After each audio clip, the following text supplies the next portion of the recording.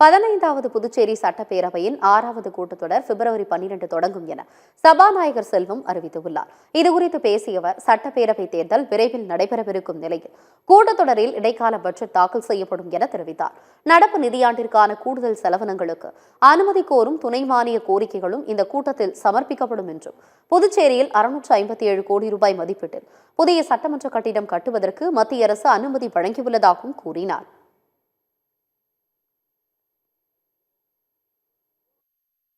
ஆறாவது கூட்டத்தொடரின் 3வது பகுதியாக வருகின்ற பிப்ரவரி மாதம் 12ஆம் தேதி 12/2/2026 காலை 9:30 மணிக்கு சட்டப்பேரவை வளாகத்தில் உள்ள பேரவை கூட்டத்தில் மீண்டும் கூட்டப்படும் என்பதை தெரிவித்துக் கொள்கின்றேன்.